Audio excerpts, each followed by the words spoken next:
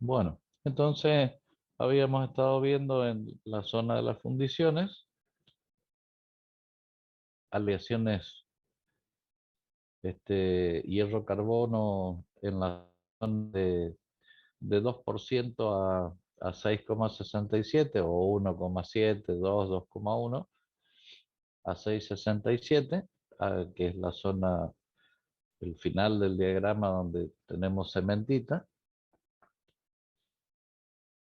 Esas son todas las fundiciones. Entonces, la zona de fundiciones. Dijimos, teníamos fundiciones blancas, fundiciones maleables, distintos tipos de fundiciones de acuerdo a la zona del diagrama que estemos y por supuesto el porcentaje de carbono.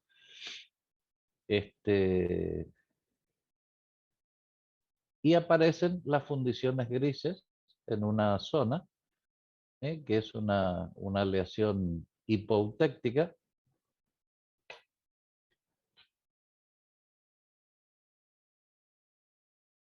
con un porcentaje de carbono, si es hipotéctica, más o menos entre los 2,5 y 4% de carbono. Recuerden que el eutéctico, ¿en qué porcentaje estaba? ¿Recuerdan?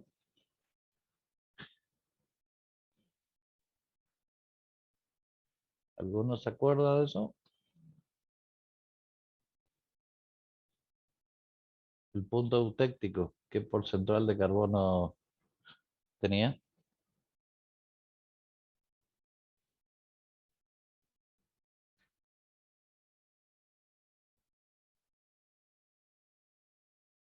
Pregunto, no escucho respuestas. ¿Qué pasó? No,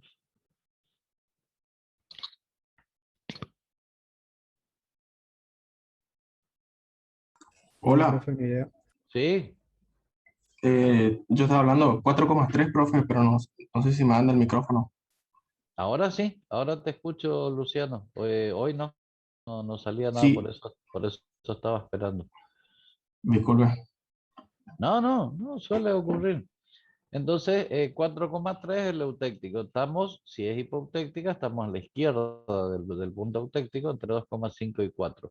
Y entre 1 y 3% de silicio. Entonces, esa aleación es una fundición gris. El grafito dice que suele aparecer como hilos dentro de una matriz de ferrita o de perlita. Como hilos o como agujas, por ahí van a encontrar en algún texto la aparición de grafito en forma acicular, o en forma acicular quiere decir en forma de agujas. ¿eh? Desde el punto de vista mecánico, las fundiciones grises son frágiles y poco resistentes a la tracción. Ahí tenemos otro material que si hacemos un ensayo de tracción, vamos a tener características distintas en la zona de rotura de la probeta de tracción. En general no las usamos como un material que no se usa para resistir esfuerzos de tracción, sino que tienen mejores resistencias a la compresión. Entonces, su resistencia y ductilidad a los esfuerzos de compresión son siempre mayores que a los de tracción. La fundición gris es material ferroso, ya lo dijimos. De los más empleados, su nombre se debe ya dijimos, cuando rompemos a la sección de fractura, tiene una apariencia gris, digamos, una coloración gris, por eso recibe ese nombre de fundición gris. Las, las fundiciones grises son muy buenas y utilizadas para resistir a las vibraciones, porque tienen, ¿no?, óptima característica para las vibraciones, en su mayor grado que los aceros, por supuesto. Por lo que en sistema de transmisión de potencia y distintos mecanismos se las utiliza por eso. Pues tienen buena resistencia a las vibraciones. A la temperatura de colada, son muy fluidas para hacer piezas por colada. Entonces podemos moldear por ahí piezas de formas más complejas.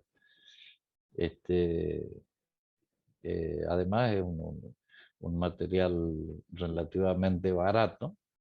Este, y se utilizan, la otra vez nombramos un poquito la utilización para bloque de motores, tambores de freno, cilindros, etcétera, justamente por esa característica de resistir a tener buena resistencia a las vibraciones. Y por supuesto, en algunos casos la usamos por su resistencia al desgaste. Son características particulares de esos materiales.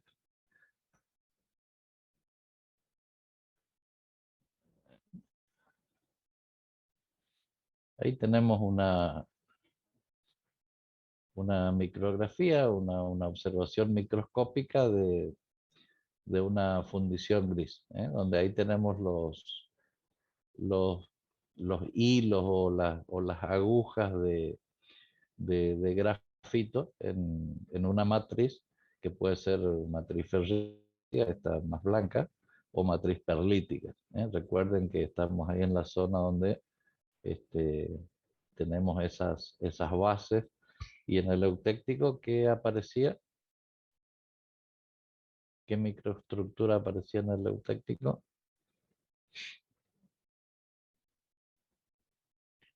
Si alguien se acuerda. La LED de Burita. La ledeburita. Y la ledeburita, en su microestructura, tiene cementita, tiene ferrita, tiene perlita. ¿Qué tiene? Si se acuerdan. Creo que austenita también, profe. Cementita y austenita. Y fíjense, a ver, recuerden un poquito para ver en el diagrama. A ver, voy a buscar un diagramita por ahí. Sí, 52% de cementita más 48% de austenita.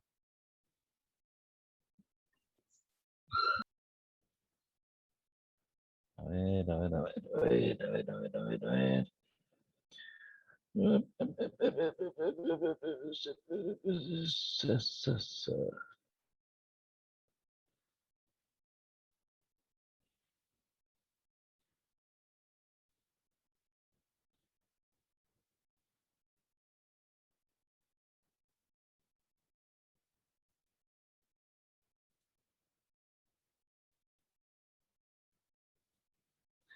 Ahí estamos.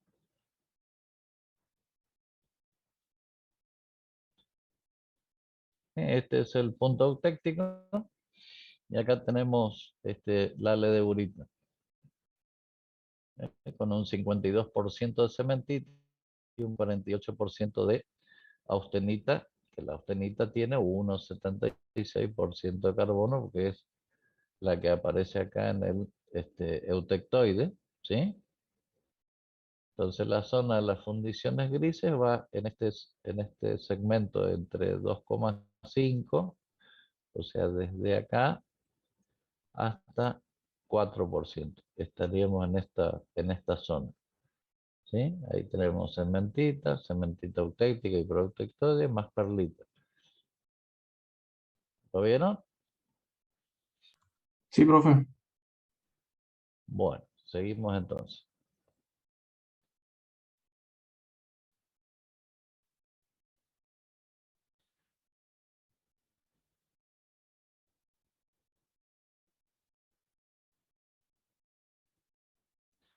Entonces esa sería una micrografía, una vista, digamos, interior de una fundición gris. Acá tenemos unas vistas de izquierda a derecha. Este, Tenemos esta imagen, la primera, una matriz perlítica, con la cementita. Ven acá estos puntitos negros, son cementita esferoidizada, que es bueno para los trabajos del material a altas temperaturas. Aquí tenemos en el centro una gris aleada con grafito tipo A, con carburos libres, que son las zonas blancas. Y a la derecha tenemos una que es templada y revenida, y su microestructura es de un grafito en una matriz de, ¿cómo se llama? De martensita revenida. Dijimos temple y martensita iban un poquito de la mano. Cuando hacemos un tratamiento térmico de temple, aparece este microconstituyente que es la martensita, y después dijimos que se hacía un revenido para eliminar tensiones internas del material y así darle, evitarle la fragilidad que sale el material después de templado. Entonces ustedes ven ahí las características que nosotros podemos conferirle a los materiales internamente de acuerdo a cómo están dispuestos los distintos constituyentes, y eso me modifica, por supuesto, las propiedades mecánicas del material.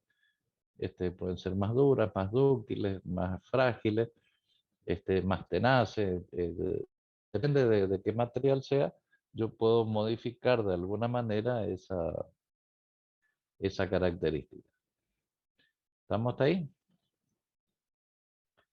Entonces, si no necesitáramos unas características muy exigentes para utilizar ese material, las condiciones más interesantes en general eh, queremos que tengan esos materiales son, como en este caso, que tengan buena colabilidad para facilitar todo lo que sea la fabricación de piezas con alguna complejidad. La facilidad de mecanizado que nos permiten estos materiales, y después que no queden poros dentro del material, o que no se formen poros por la salida de los gases en la colada. Entonces, esas condiciones son importantes. Si la fundición tiene esas características, es buena para hacer este tipo de piezas y mecanizarlas después. El que no queden poros, la temperatura de fusión debe ser una temperatura baja, el contenido de carbono debe ser alto, dijimos, entre 2,5 y 4.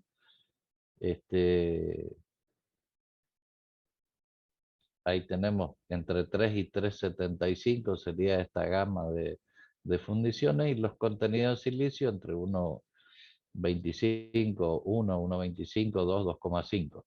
De tal forma que el carbono equivalente sea igual a 4,3. Ahora vamos a ver de qué se trata eso de carbono equivalente. ¿Está? ¿Siguieron hasta acá cómo es la cuestión? Sí, profe. Escucho bien.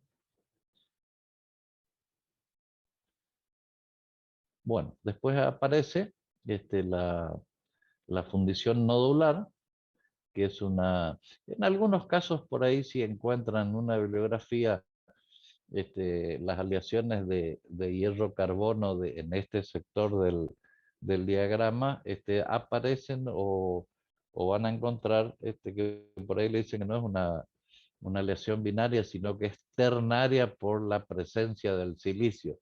Es una condición que existe, que es real, pero siempre nosotros hablamos de aleación hierro-carbono, independientemente de la presencia del silicio en estas fundiciones. La nodular tiene una microestructura que tiene una matriz metálica y una cantidad de 10 a 15% de grafito, en forma de esferas. ¿Se acuerdan que habíamos visto? Ahí está. Esta imagen. Esto sería así, sin duda, una fundición nodular. La presencia de ese grafito afecta, si queremos, ciertas propiedades de este material, porque disminuye la dureza y la resistencia mecánica, pero por otro lado la hace mucho más maquinable. O sea, yo puedo trabajar con herramientas de corte mucho más fácilmente que si no tuviera estas características. Aparecen las fundiciones nodulares con una matriz ferrítica o una perlítica y otras tratadas térmicamente, que es un poquito lo que habíamos visto aquí en estas imágenes. Las fundiciones nodulares de matrices ferríticas tienen buena maquinabilidad, buena ductilidad, un límite elástico moderado. Las perlíticas tienen buen límite elástico y ductilidad, pero su maquinabilidad es más baja. Se pueden templar superficialmente, o sea, hacer algún tratamiento térmico superficial, como un cementado, o alguno de ellos que permiten que tenga una superficie más dura y la parte interior es más blanda, digamos. Entonces eso podemos lograr cuando tenemos una matriz perlítica. Y después aquellas fundiciones tratadas térmicamente, con normalizados, templados, revenidos, o austenperin, por ejemplo, presenta una alta resistencia a la tracción y un alto límite elástico. O sea, ahí ven ustedes que nuevamente con un tratamiento térmico podemos darle otras características distintas que si tomamos el material sin tratamiento. O sea, todo eso se puede modificar hasta cierto punto, por supuesto, haciendo tratamientos térmicos.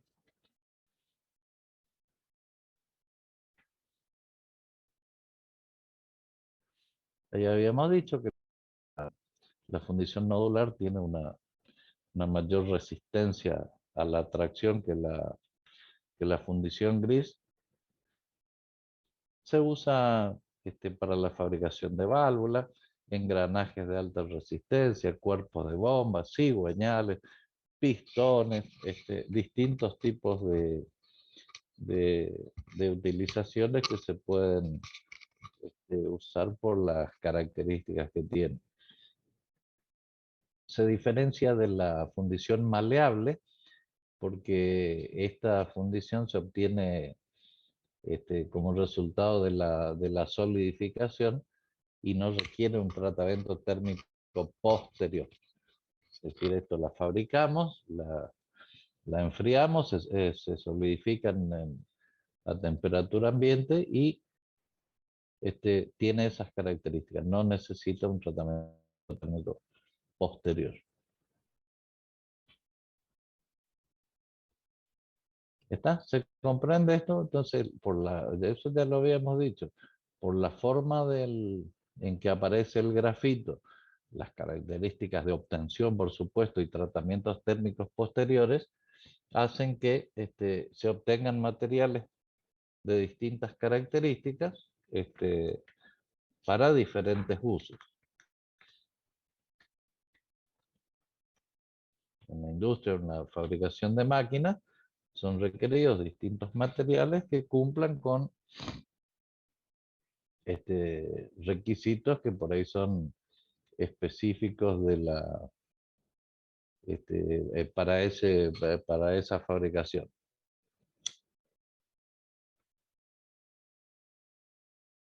Y ahí también aparecen otro tipo de fundiciones, que son las fundiciones de grafito compacto, que tiene propiedades intermedias entre una gris y una nodular, y el grafito en la matriz se presenta tanto en forma nodular como en láminas en forma interconectada. Es decir, aparecen dos formas de grafito que le dan el nombre y la característica. su resistencia a la tracción varía, 40, 85, y el límite elástico 30 y 60 con alargamiento. Eso no tiene importancia, tanto acá en esta clase, digamos, no porque no tenga importancia para el material. Ahí tenemos una imagen de grafito compacto. Ahí vemos la gran presencia de grafito en la muestra. Vamos a ver otra. Van a ver unos distintos nombres, por ahí depende de la antigüedad o no de la bibliografía. Fundiciones chileadas, con superficie blanca. Estas son fundiciones grises, nodulares y de grafito compacto. Se pueden inducir durante la solidificación.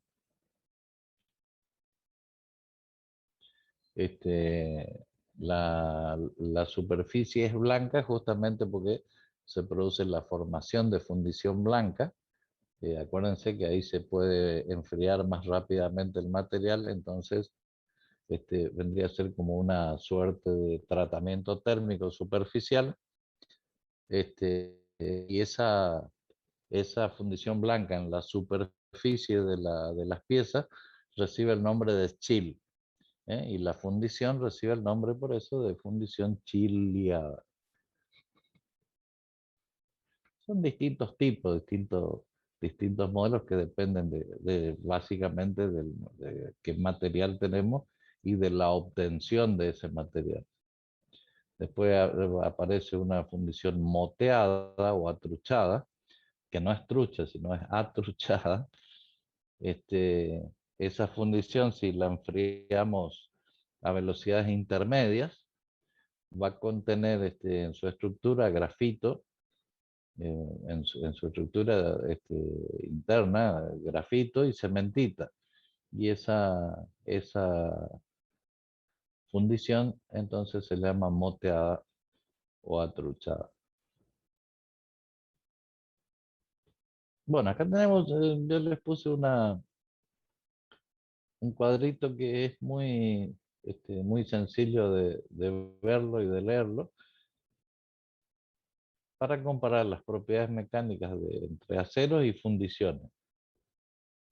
Por ejemplo, la plasticidad. El acero es mucho más plástico que la fundición, que tiene baja plasticidad. Lo mismo con maleabilidad. O sea, todas estas propiedades, entre buenas y muy altas, fíjense en tenacidad, por ejemplo. Los aceros tienen una buena tenacidad y las fundiciones tienen una muy alta tenacidad. Lo mismo que en resistencia mecánica. Entonces podemos así rápidamente tener una visión de las propiedades mecánicas comparadas entre estos dos materiales.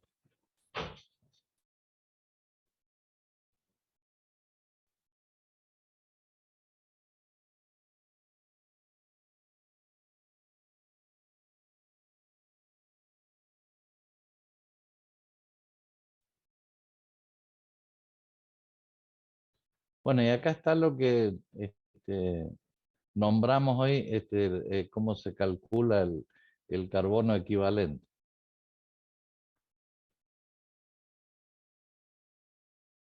Aquí está la fórmula para calcular en un lugar y en otro. Entonces, en la parte de soldadura, por arco de los aceros al carbono de baja aleación, el endurecimiento en la zona afectada por el calor, que van a ver, tienen distintos nombres. Nosotros le solemos llamar SAC, que es zona de afectación de calor, en la zona próxima al cordón de soldadura. Ese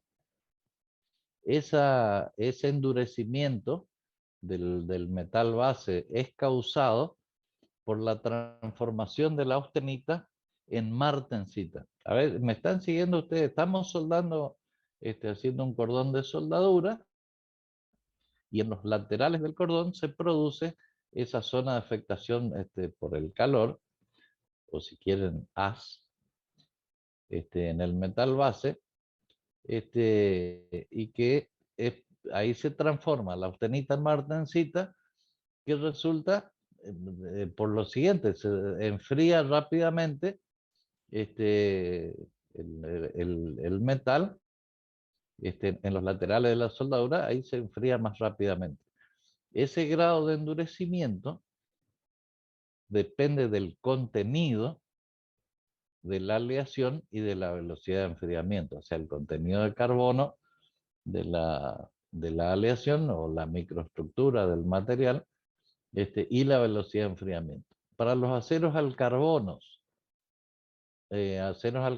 y de baja aleación, ese efecto de la composición se evalúa por medio del carbono equivalente, que normalmente se le llama C equivalente.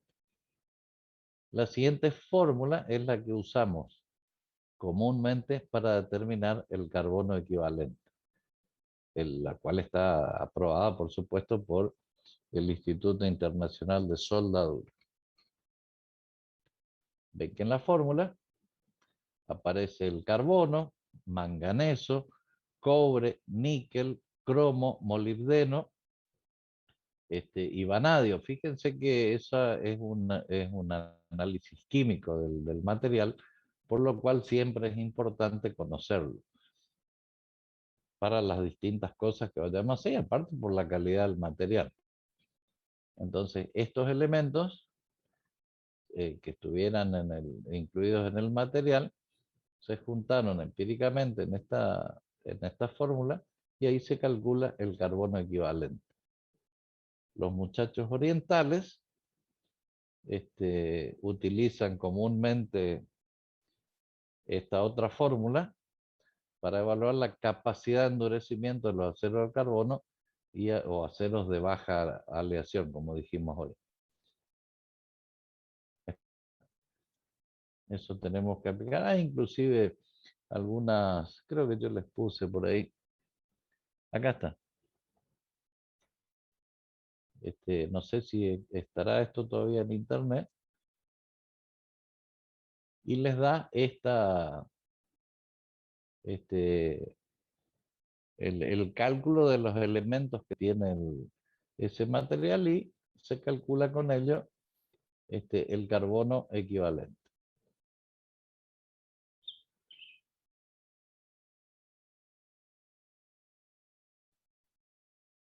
Bueno, ¿está? Seguimos entonces. Después tenemos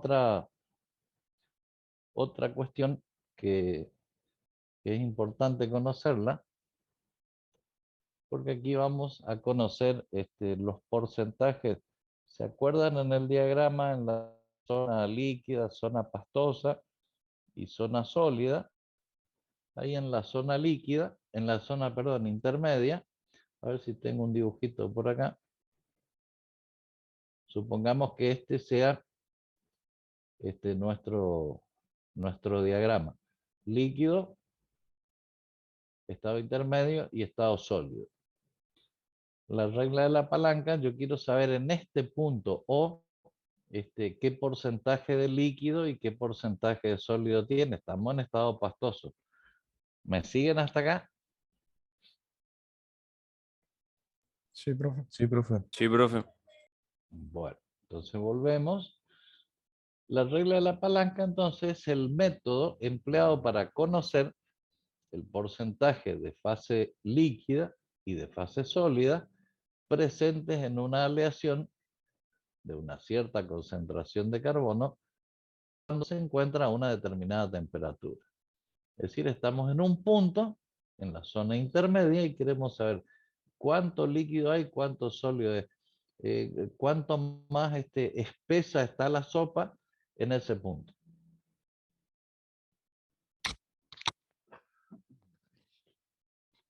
Bueno, el protocolo a seguir consiste en trazar una línea vertical, esta línea X, Como dijimos que analizamos en el diagrama qué pasa acá, qué pasa acá, qué pasa acá, qué hay acá, acá o en distintos lugares de esa vertical. Entonces, trazamos esa línea vertical que pasa por el punto que queremos analizar y la línea isoterma de la temperatura indicada, o sea, la línea de igual temperatura, que sería esta, hasta cortar las dos curvas. La curva, ¿esta qué curva es? Esta de abajo, La de los sólidos. la curva de los sólidos, y por lo tanto, la de arriba es la curva de los líquidos. ¿Está? Entonces, trazamos esas dos, la vertical por el punto y la horizontal o isoterma en ese diagrama de equilibrio. Determinando entonces la intersección entre las dos líneas que trazamos en el punto O, que es el punto que yo estoy analizando acá. Entonces, determinando su intersección, bueno, con la curva de líquidos y sólidos me dan los puntos L y S. Ahora, yo proyecto sobre el eje de concentraciones, dichos puntos de intersección, se obtienen las concentraciones de la fase líquida WL y la fase sólida WS. La concentración de la muestra que vamos a estudiar es W0. Entonces, aquí tenemos un segmento LO y aquí tenemos un segmento OS. Si nosotros queremos calcular qué qué cantidad de líquido tiene en este punto esa aleación, entonces decimos que es W0 menos WL, que es este segmento, sobre WS menos WL, el denominador, y con eso puedo calcular el porcentaje de fase líquida. Lo mismo hacemos para saber qué parte en ese punto, qué parte está en fase sólida, y entonces hacemos WS, el segmento WS, W0, sobre el segmento WS sobre WL. Y ahí obtenemos el porcentual de la fase líquida, perdón, de la fase sólida. ¿Se comprende? Es simplemente una operación matemática, tomando en cuenta los segmentos que yo tracé por el punto, con una isoterma y con una vertical por el punto. ¿Se comprende esto? Sí, profe. Es una aritmética básica. Por supuesto, la suma de las dos, de estas dos me tiene que dar el 100%, que va a ser la fase líquida y la fase sólida. En este punto van a ser el 100% de concentración en ese referido punto. Bueno, esa es la regla de la palanca y que es muy importante a la hora que queremos determinar los porcentuales de sólido y líquido que existen en una determinada aleación. ¿Estamos hasta ahí? Si se comprendió esto, estamos bien.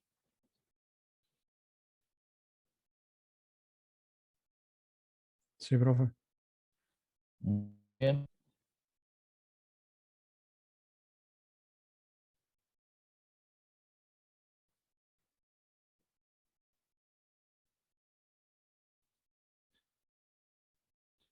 Bueno, estamos entonces, esto vendría a ser las aleaciones. Estoy leyendo la unidad temática.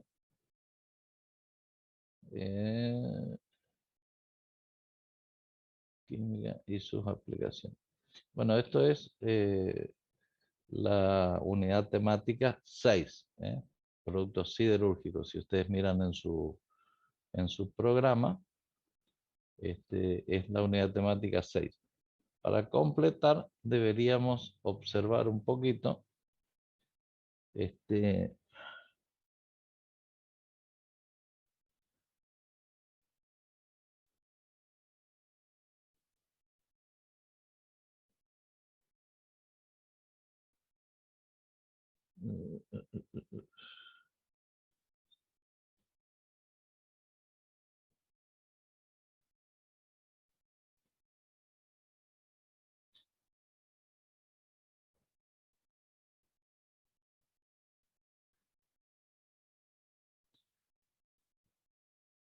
a ver, ustedes me dicen, deberíamos optar para completar la unidad temática. Ahí les comparto.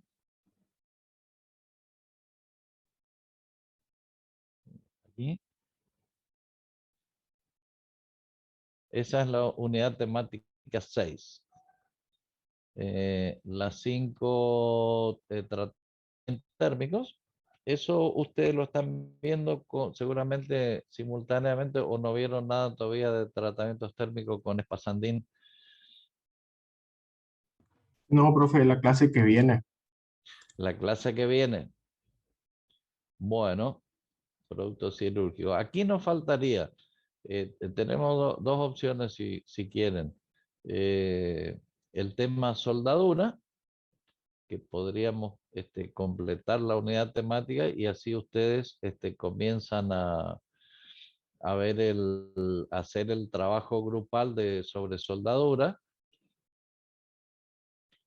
O bien podríamos completar en la parte de ensayo de materiales, los ensayos no destructivos. No sé qué les queda mejor.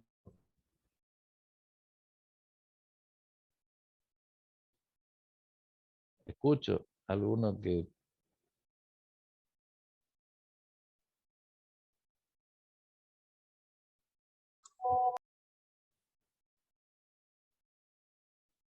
No te ¿Y escucho, Domínguez.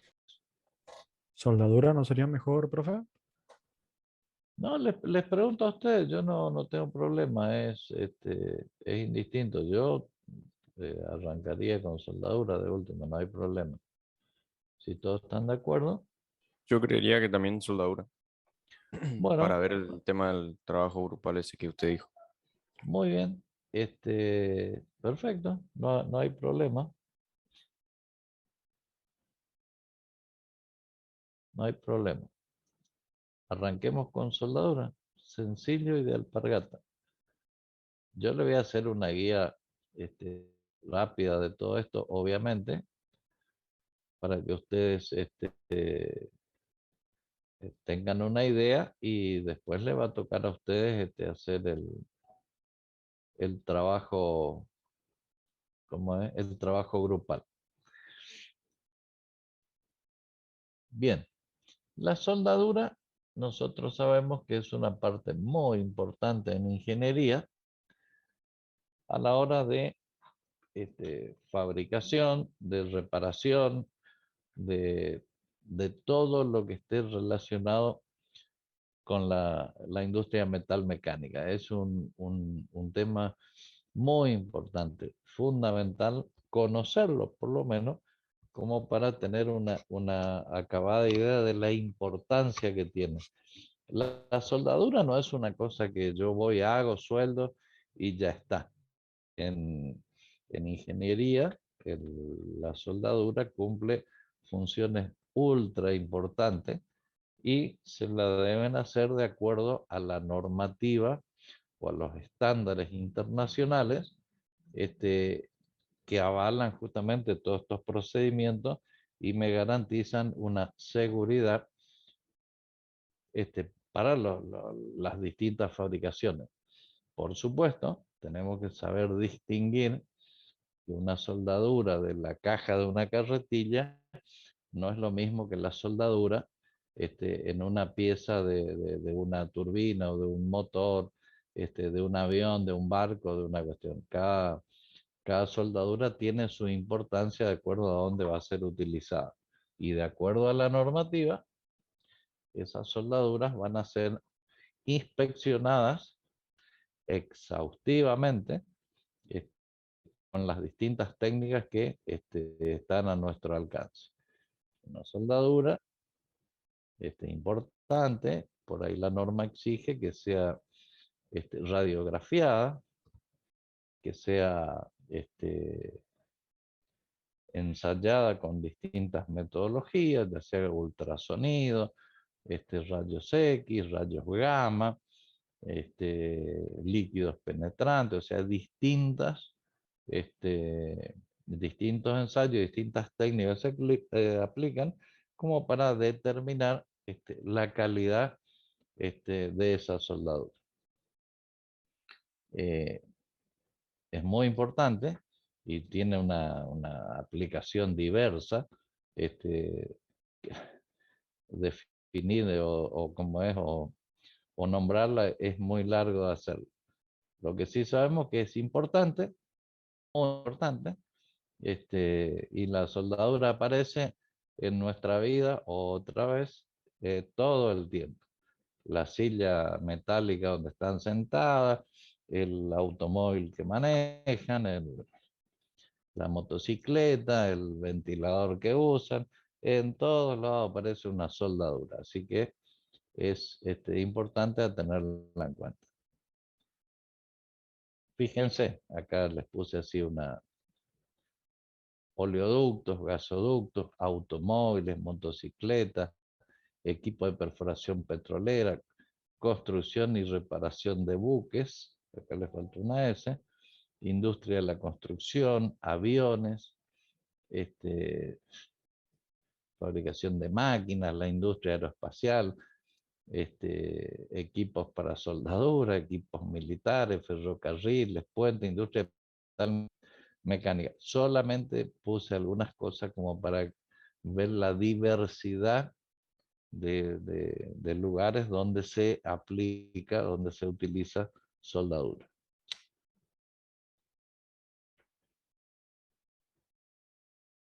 Ahí tenemos algunos ejemplos, algunas fotografías de utilización de soldadura. Y recuerden que no siempre se suelda en la casa con aire acondicionado y tomando una cerveza, sino que se hace en lugares de los más insólitos, a donde se puede llegar y donde hay que hacer la obra. Ahí tenemos otras imágenes de distintas soldaduras, que vamos a ver cuáles son.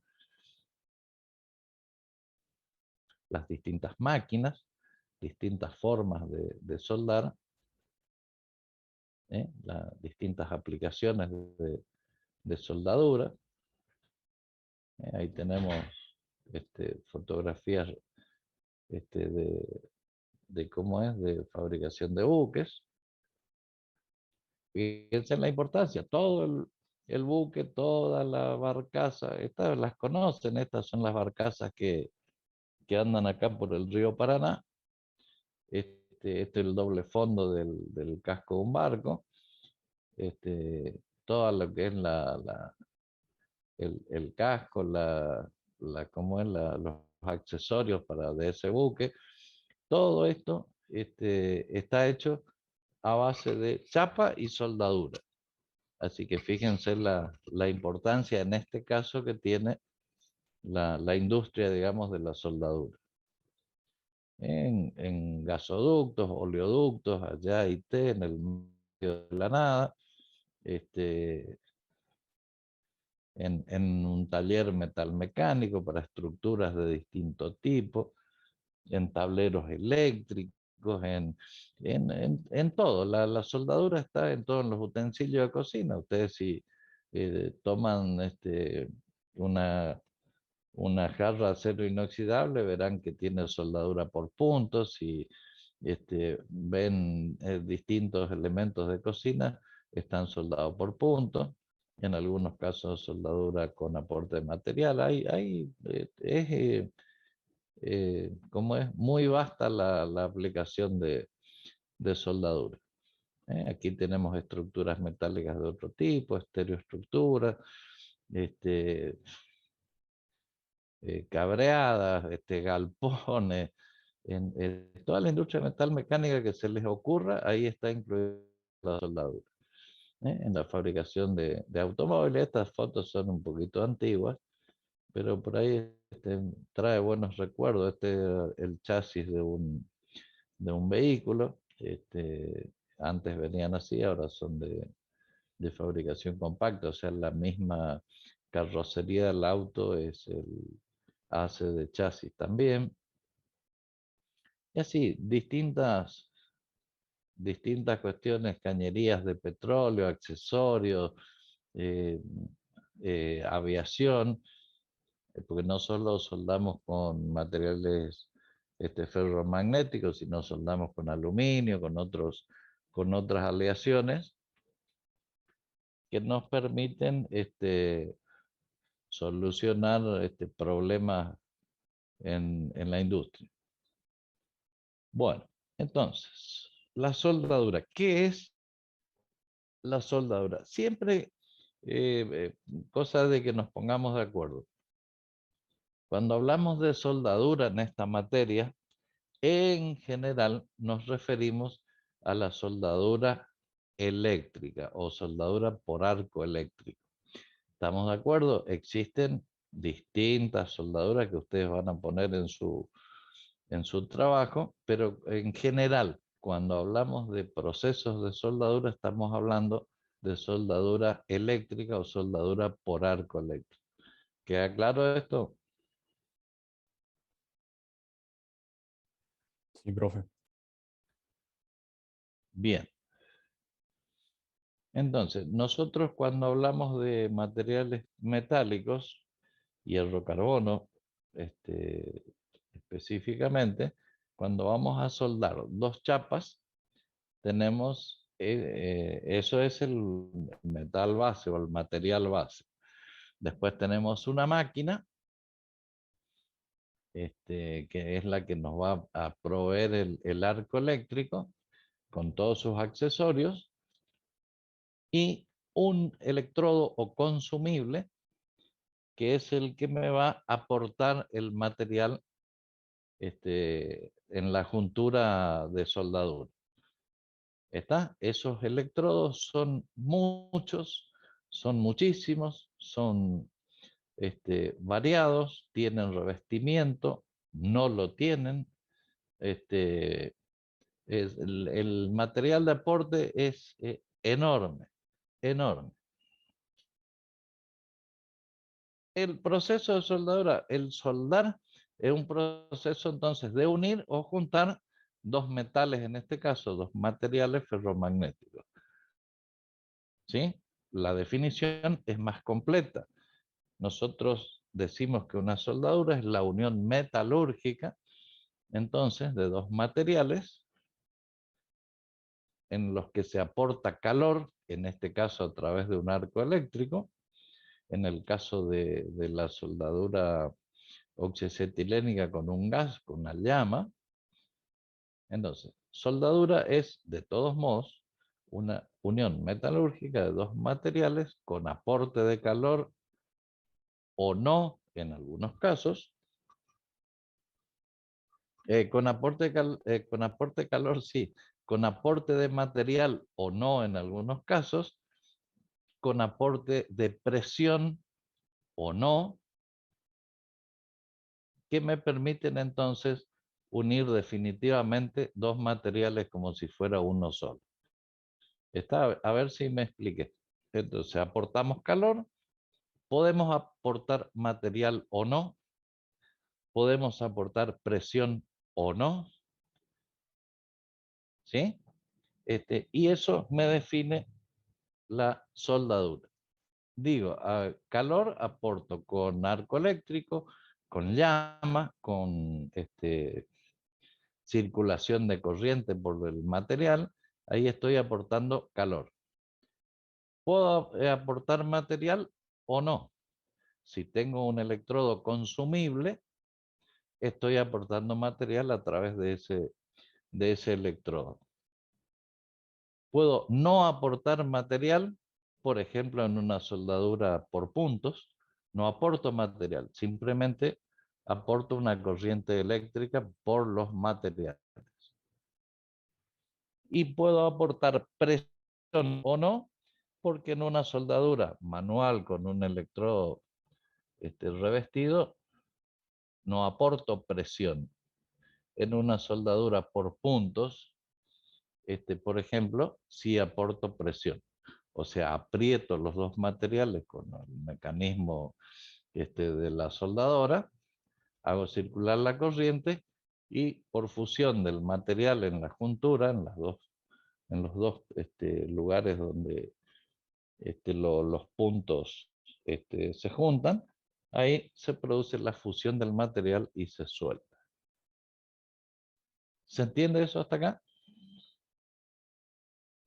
Sí, profe. Profe, Profe, ¿por presión se refiere al soldador, al lápiz? No, no, por presión es cuando hago presión.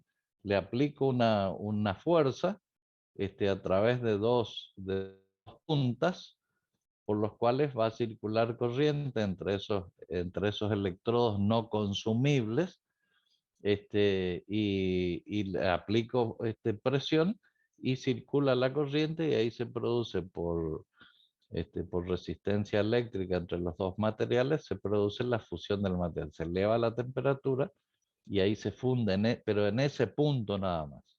Se funde el material y se suelda. ¿Se entiende? Sí, profe. Nunca lo vi, pero entiendo la idea. A ver si recuerdan haber Sí, visto en la creo, fábrica. Escucha. creo que hay también, profe, se suele usar mucho para la industria con dos tipos de rodillos. Claro, eso es una costura continua. En vez de ser un punto, es una costura continua con con dos ruedas que van girando y van haciendo presión sobre el metal base. Y como ahí se produce la soldadura, al igual que por puntos, pero con de una línea continua, digamos. ¿Se entiende? Creo que tengo por ahí un gráfico, un esquema, ahora les muestro.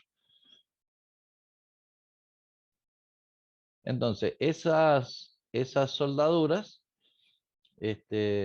indistintamente de cuál sea, producen la unión metalúrgica de dos materiales.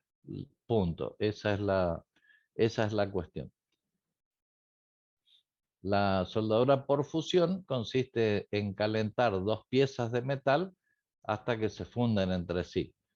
Y la soldadura sin fusión, calentamos los metales hasta una temperatura inferior a su punto de fusión y lo unimos con un metal de aporte fundido, o calentar los metales hasta que estén blandos para martillar, lo que sería por forja, o unirlos por presión entre sí.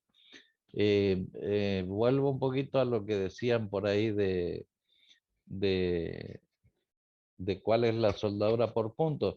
Y si recuerdan haber visto en la televisión seguramente, esos robots que van en la fabricación de automóviles, esos robots que van soldando la carrocería de los vehículos, que se acerca y toca y sale un chisporrotazo y ping, ping, ping, lo va haciendo secuenciadamente. Ese es un soldador por puntos.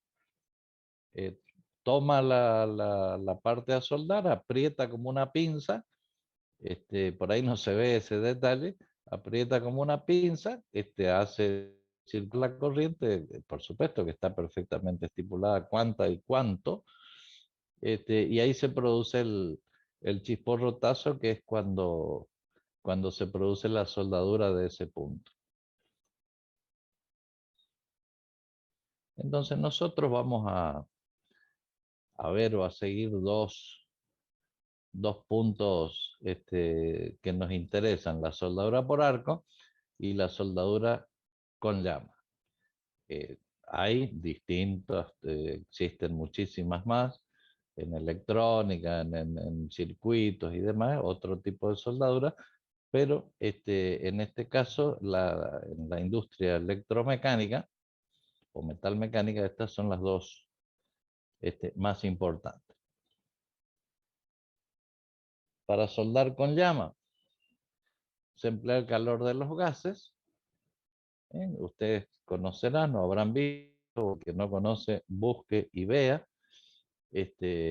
cómo es una soldadura oxiacetilénica, que emplea el calor de los gases en combustión. En la oxiacetilénica tenemos dos tubos, si queremos.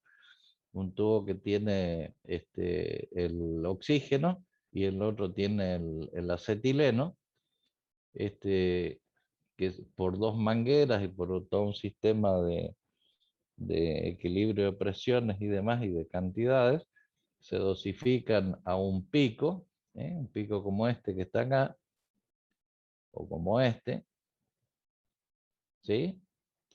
Y en la punta produce una llama, y ahí calienta el metal base, en algún caso hasta lo puede fundir, y se agrega, acá vemos la varillita, o acá, o por acá, se agrega el material que se funde y que produce la soldadura, el material de aporte. Esto sería, esta cañería sería el metal base, y el material, metal de aporte. Eso es lo que se produce cuando soldamos con soldadura oxiacetilénica. Lo mismo para soldar chapas, para soldar caños, para soldar, si lo hacemos con oxiacetilénica, el procedimiento es el mismo.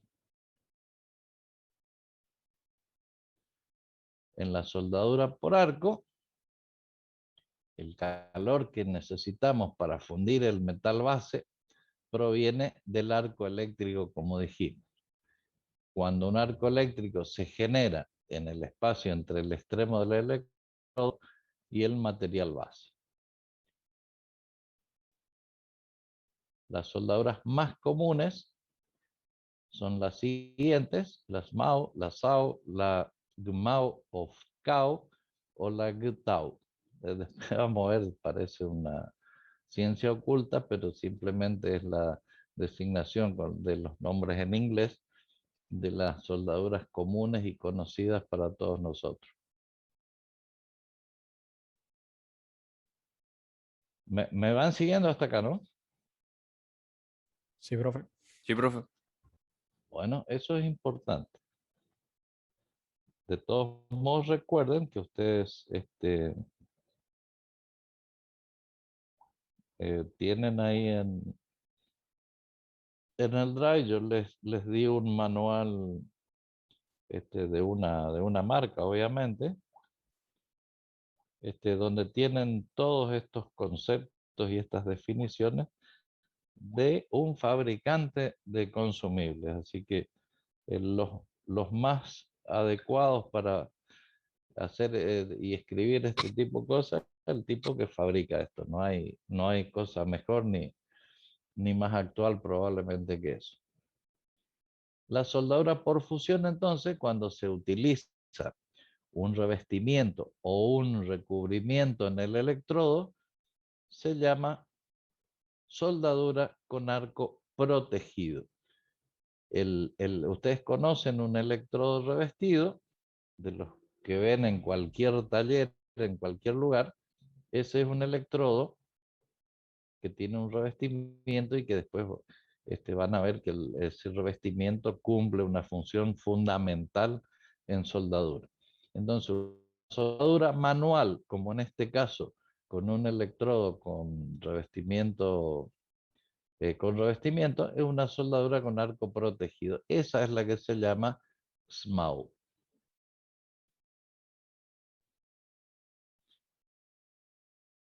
Otro tipo, si se emplea un fundente granulado para proteger el electrodo, se llama soldadura con arco sumergido. En esta soldadura, el electrodo es desnudo, es un alambre solamente que se devana por todo un sistema que tiene la máquina, que a veces la llaman soldadura automática, y que obviamente si tenemos este fundente acá granulado, que es la que protege la zona del arco, donde se produce el chisporrotazo, obviamente que no podemos soldar invertido. Son soldaduras para, es una soldadura para soldar bajo mano, o sea, horizontales o en planas o curvas, porque puedo soldar un tubo, pero hacia abajo, digamos, porque si no se me caería todo el fundente. Entonces, esta soldadura de arco sumergido es la soldadura SAW. ¿Se entiende? Sí, profe. Y fíjense la calidad y la terminación de la soldadura es realmente muy prolija, muy de una terminación de buena calidad, digamos. No quiere decir que la soldadura, porque sea toda corocha, toda feucha, no esté bien soldado. Simplemente que esta, por la característica del sistema, hace que el cordón de soldadura salga perfectamente terminado, con una sobreventa pareja, con los laterales casi sin afectación de calor. Es decir, es una muy buena soldadura, pero sirve para determinadas cosas, no nos sirve para cualquier lugar.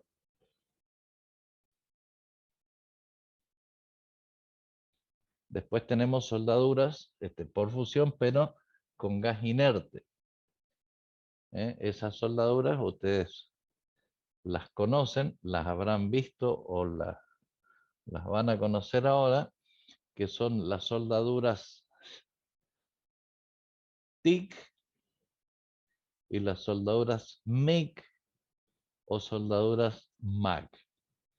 Esa soldadura utiliza un electrodo desnudo con protección gaseosa en la zona a soldar. Es decir, que esta es una TIC, esta es una MIG, que esta misma pinza o pistola o como la quieran llamar, además de devanar el alambre que sale por el centro, por los costados, tiene unas toberas que es por donde sale el gas para proteger la zona a soldar. Siempre, siempre, toda soldadura tiene que proteger la zona a soldar para que no haya contaminaciones atmosféricas, que van a producir un fenómeno que después va a terminar siendo un defecto en la soldadura. Entonces, estas dos, que son del tipo soldadura por fusión, generan el arco eléctrico, en el caso de la TIC, con un electrodo de tungsteno no consumible. Acá ven que el hombre está con una varilla en la mano derecha, o sea, produce el arco con esta pinza en la zona a soldar, con un electrodo no consumible. Por aquí sale el gas también, y él aporta el material con una varilla externa. En el caso de la MIG o de la MAC, no es así, sino que el mismo equipo provee el electrodo, devana el electrodo y aporta el gas para proteger la zona a soldar. Son soldaduras que hoy se usan muchísimo en cualquier taller. Después tenemos soldaduras sin fusión, que era el otro tipo. Allá cuando empezamos, ¿se acuerdan que dijimos soldadura por fusión o con fusión y sin fusión? Esas que vinimos viendo eran soldaduras con fusión y estas son sin fusión. sin fusión del material, sin que se funda el material. Soldadura por resistencia y soldadura blanda o soldadura fuerte. Son soldaduras habituales o comunes. Las soldaduras por resistencia, acá es donde aparecen las soldaduras por puntos, y por ahí alguien que hablaba de las soldaduras por costura, digamos, que es una soldadura por puntos, pero en vez de ser dos puntas que hacen presión sobre el material, son dos ruedas que hacen presión sobre el material, que giran y van soldando en toda una costura de soldadura. ¿Sí? Esas son es una soldadura por resistencia. Aquí se apoyan estos dos electrodos, no consumibles, por supuesto. Circula una corriente eléctrica. Aquí entre las dos piezas se produce, por efecto Joule, una elevación de la temperatura, donde se funde el material y se genera un punto de soldadura. Eso tiene, por supuesto, un tiempo, una temperatura y un enfriamiento, y quedan unidas los dos materiales base o los dos metales base en este punto solamente. Y después continuará de acuerdo a continuará la secuencia de acuerdo a lo que está previsto. ¿Está? ¿Se entiende? Eso es soldadura por punto y soldaduras por costura.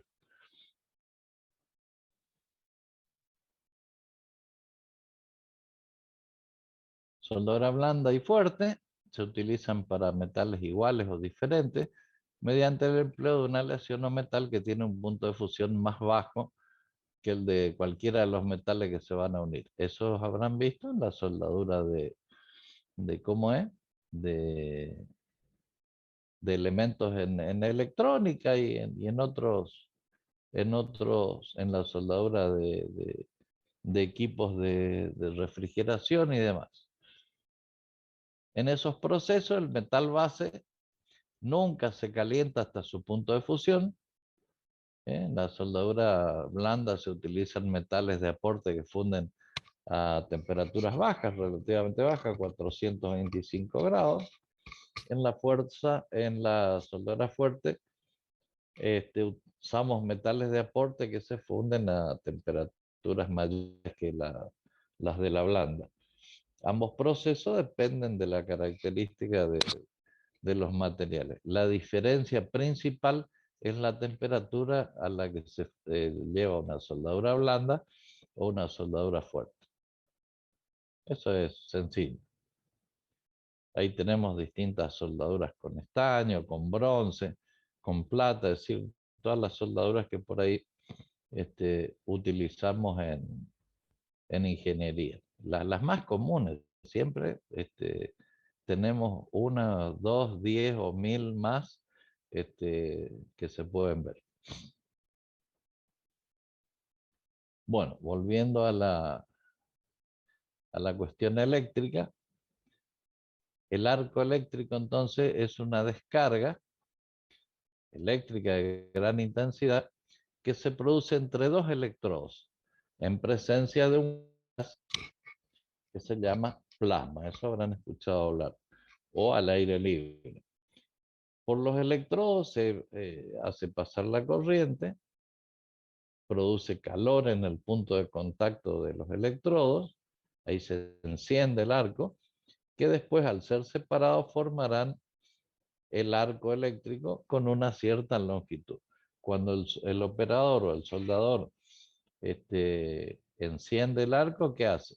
Toma la pinza, golpea, hace unos golpecitos suaves para romper los bordes del revestimiento y dejar el alambre más libre contra el metal donde va a soldar. Una vez que arranca el arco, él lo separa y mantiene un arco constante, que es el que va fundiendo el electrodo y va aportando el material. Hay 3 áreas de generación de calor. El cátodo, que es el polo negativo, el ánodo, el polo positivo, y el plasma, que es el gas ionizado entre o en la zona que se está soldando. La longitud del arco es la distancia desde la punta del electrodo para soldar a la superficie adyacente de la pileta líquida. La pileta líquida es la zona donde está el metal fundido, aquí en la zona específica de donde se está soldando en ese momento. Si modificamos la longitud del arco, se modifica la distribución del calor o bien la caída de tensión en las tres zonas de calor. Por supuesto que esta distancia es una distancia específica que el operador sabe cuál es para hacer una buena soldadura y no estar modificando la tensión y demás. Eso se hace automáticamente se produzcan saltos de arco y cosas raras y que después salga una mala soldadura. Entonces, fíjense, este es el metal base. Aquí se produce por fusión del alambre del electrodo las gotitas de metal, el arco eléctrico, el revestimiento del electrodo, ¿sí? el alambre o el ánodo, el sentido de avance y el gas protector en la zona que estamos soldando. Que ese gas, en este caso, se produce justamente por provisión de elementos del revestimiento del electrodo. Se produce ahí el gas, porque estamos tomando una soldadura manual, ¿no es cierto? Ese gas se produce, ese gas protector, se produce por incineración del revestimiento, que es el que provee distintas cosas que vamos a ver después. Aquí tenemos distintos cordones de soldadura y formas de soldar. Eso hay infinitas. Un cordón normal de soldadura de 2 chapas, con una preparación de borde en B. Aquí tenemos 2 chapas y una por debajo que es un respaldo. Aquí en ángulo, aquí en botones, aquí en botones pero alargados, aquí también una soldadura de una plancha, de una chapa plana y otra curvada. Es decir, hay cientos, las que se le pueda ocurrir. Posiciones de soldar es muy importante, las soldaduras planas, las horizontales, las verticales, sobre cabeza. ¿Por qué esto? Y van a ver después cuando vean y estudien de que no todos los electrodos pueden soldar en toda posición. Hay electrodos específicos para soldar este tipo de cordones o sobre cabeza o soldaduras planas.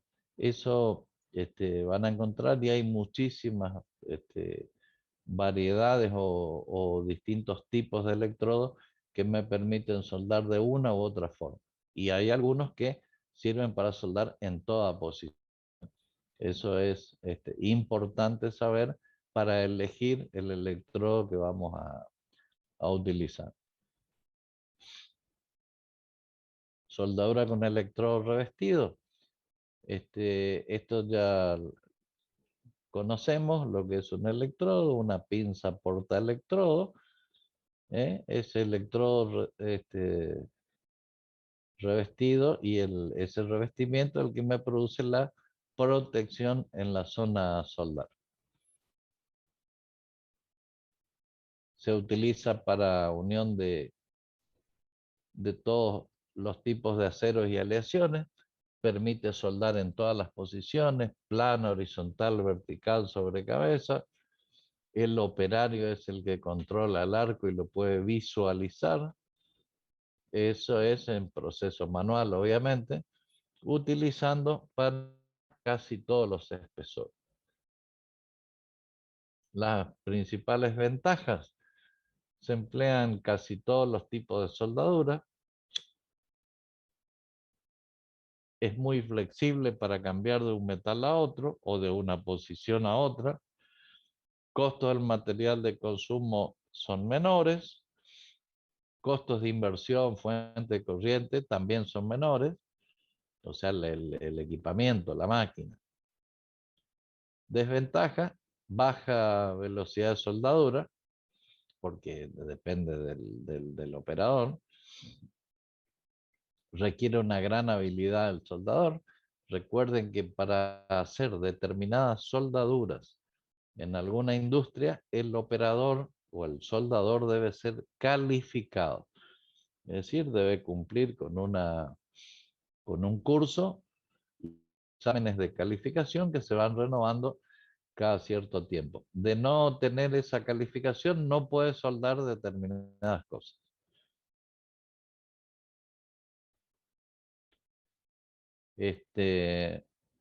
Las ventajas y desventajas y excepciones, los metales vulnerables a la oxidación, titanio, circonio, es decir, tiene distintas cuestiones.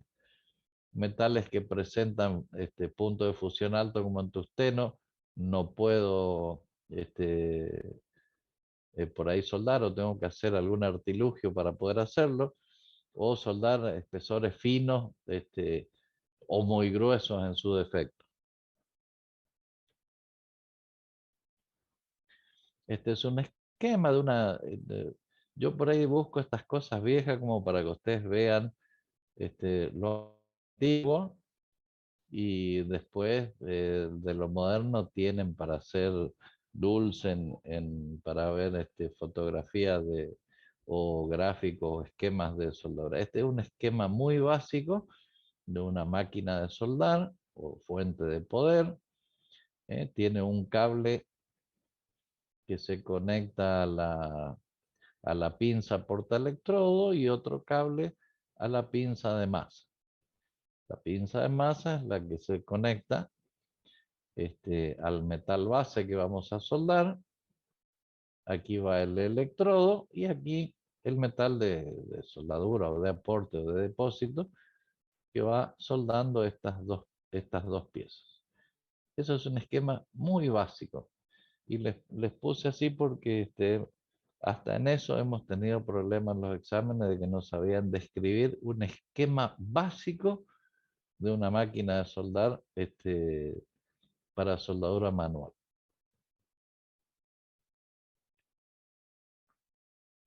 Aquí tenemos un esquema ya del proceso de soldadura con de una soldadura manual con electrodo revestido, donde vemos que este es el metal base. Aquí se nota, esto sería la penetración de la soldadura. Este sería el cordón de soldadura, el externo, digamos, la parte externa del cordón, y la escoria por sobre el cordón de soldadura. La escoria también es facilitada a formarse y a ser más fluida y a tener una mejor terminación y la eliminación de impureza que aporta el revestimiento del electrodo. Por eso es muy, muy importante el revestimiento que tiene el electrodo. Acá se ve el revestimiento fundido, que es el que aporta gases, aporta a la escoria, aporta un montón de cosas. En algunos casos aporta metal de aporte para el cordón de soldadura. Aquí se produce el cráter, donde está el metal fundido o pileta líquida, ¿sí? Y las gotas del metal que se van depositando en esa zona. El electrodo también cumple funciones de dirigir el arco eléctrico, también cumple de dirigir mecánicamente las gotas del metal fundido, o sea, tiene una función importantísima en la soldadura manual con electrodos revestidos. ¿Se comprende esto?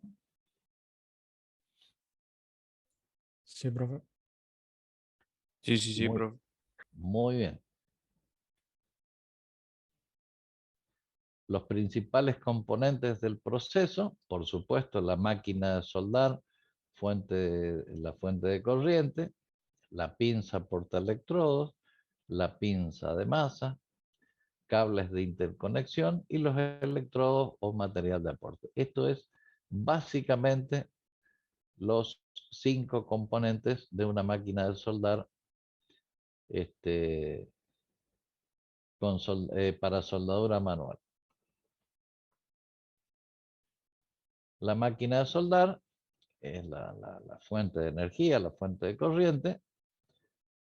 Consiste en suministrar energía eléctrica con corriente y voltaje suficientes para mantener un arco estable, obviamente. Se puede emplear corriente alterna o continua y esta puede ser de cualquier polaridad. Hay casos en que el electrodo y todo el sistema nos pide que sea con polaridad invertida, o sea, positivo y negativo invertido. Las máquinas proveen ese tipo de situación. Ahí tenemos unas máquinas más modernas, ¿sí? Fíjense esta más viejita, fíjense la máscara con una manijita acá para que el operador la sostenga. Cepillo para limpieza, cables de interconexión, pinza, portoelectrodos y masa. Aquí lo mismo, y aquí otra. Estas son pequeñas máquinas, digamos, domésticos para pequeños talleres. Las máquinas de corriente alterna, que son las más comunes, es menos costosa, es más liviana, es pequeña, producen corriente alterna en el arco para soldar. Después hay máquinas, o había máquinas o hay del tipo transformador para corriente continua. La máquina tiene un rectificador, convierte la alterna en continua y suministra corriente continua en el arco. O sea, hay para todos los gustos y todas las necesidades. En esto se tuvo un enorme avance en las últimas décadas, desde las máquinas más elementales hasta las máquinas más de última generación. Estas son las que decíamos del tipo transformador y con rectificador de corriente, alterna y continua, control de corriente mediante un selector. Tienen todas las opciones para que podamos soldar correctamente. Después tenemos otras del tipo rotativo, tipo un generador de corriente continua, así, distintos modelos. No vamos a describir ni a nombrarlas a todas porque es muy larga. Aplica este tipo de fuente, tiene un generador. Fíjense que en algunos casos que estamos en alguna parte que no hay energía eléctrica, podemos tener un equipo con un generador, con un motor y un generador que nos provea un elemento para soldar en distintos lugares del planeta. Aquí tenemos las uniones básicas comunes que van a ver. Aquí tenemos unos perfiles I o doble T soldados a un vertical, una cañería soldada con soldadura por arco sumergido. Uniones básicas, las uniones de soldadura básicas. Tenemos uniones a tope, uniones en esquina, una escuadra, en T, en solape o traslapada, unión en borde o de canto. Son muchas.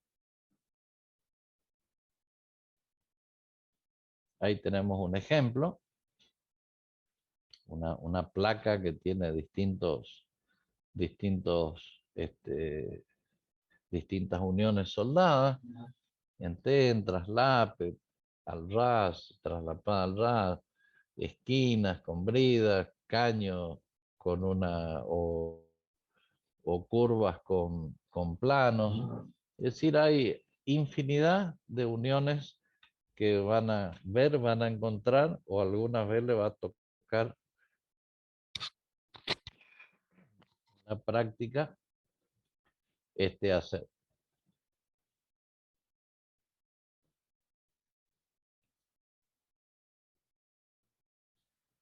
Y ahí tenemos un múltiple choice de soldaduras, ¿ven? Soldaduras de canto, en filete, soldaduras planas, a tope, en traslape, soldaduras de tapón, como yo le decía, o de botones, horizontales, soldaduras planas y a tope doble, una costura por encima y otra por debajo. Es decir, hay muchísimas. No vamos a describir cada una, simplemente se las muestro. Una unión a tope es cuando los dos metales base se juntan para que se puedan soldar. Siempre hay un espacio que queda entre este metal de la izquierda, el de la izquierda y el de la derecha, para que pueda entrar el electrodo. Para darle un dato así generalizado, esas separaciones por ahí tienen el diámetro del electrodo, como para tomar una regla general de taller.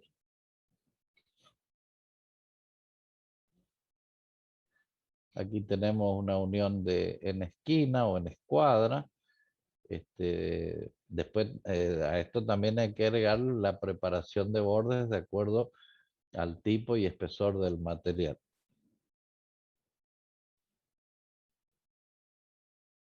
Una unión en escuadra pero medio abierta, o sea, aquí hay un desfasaje de la mitad del espesor de esta chapa, entonces lo que se quiere es soldar en este sector.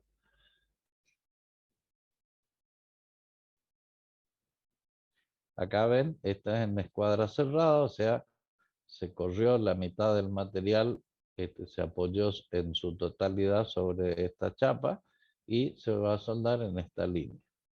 Y seguramente del otro lado, en este vértice, toda una soldadura a lo largo de la unión. Una unión en T, es decir, bueno, una solapada de caños. Aquí hay técnicas de cálculo para ver cuánto hay que solapar o traslapar o encimar de acuerdo al espesor y a la longitud de ese traslape para que esta unión soldada resista los esfuerzos para los cuales está diseñado. Caños uno dentro del otro. Unión de borde, unión de canto. Y así sucesivamente.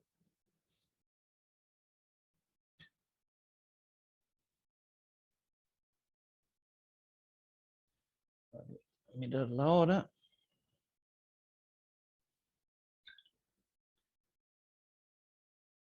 (20:32).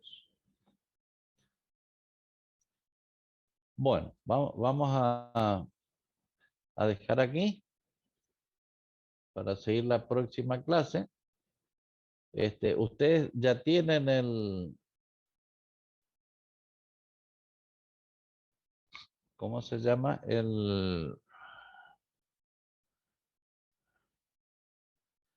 La guía para el trabajo de soldadura. Eso estaba en el Drive. Si me quieren contestar, si lo tienen, lo encontraron.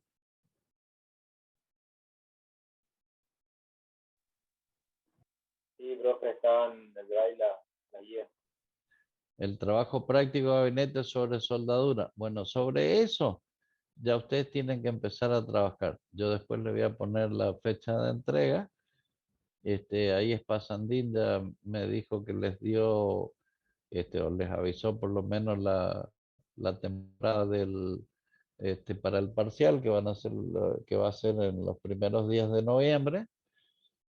Y esto ya tienen que ir preparando porque esto va a ser un un parcial más, digamos, para, en este caso, el trabajo es en grupo, trabajo grupal. Pero esto también va a requerir que esté hecho y presentado en tiempo y en forma para que va a formar parte de la evaluación de este año para poder regularizar la materia. ¿Está entonces? Profe, con Sí. respecto a los grupos, ustedes arman el grupo, nosotros podemos armar nuestro grupo nomás. No, no, los mismos grupos que ustedes tienen armados para trabajar con Spasandino. Bueno, pasan, ok, bueno, El mismo perfecto. grupo. Ese grupo es el que va a hacer este trabajo de soldadura completito, con todos los detalles, siguiendo. Esa es una guía. Si ustedes agregan otra cosa, agregarán lo que consideren oportuno. Pero estos son ¿cómo es?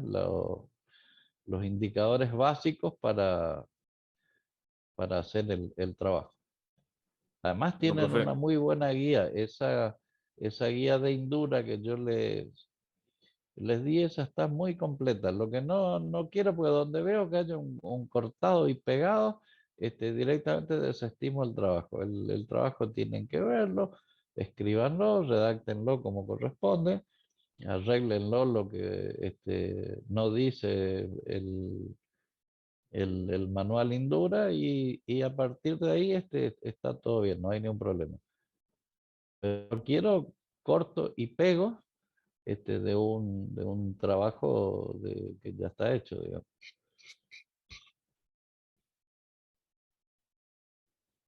Ok, profe. ¿Está? Bueno, a todo lo que estuvimos describiendo se siguió, le quedó dudas, completamos si quieren. Y la próxima clase les voy a tomar asistencia porque veo que hay 18 participantes sobre 50. 17 ahora.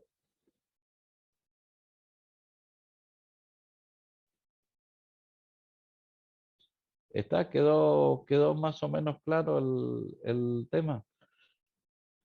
Sí, profe. Sí, Sí, quedó profe. bastante claro. Sí, profe.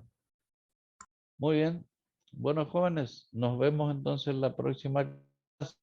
Nos vemos, Pórtense profe. bien y cuídense. Bueno, profe, gracias. Yo. Dale, profe, ¿Listo? nos vemos. Chao, chao.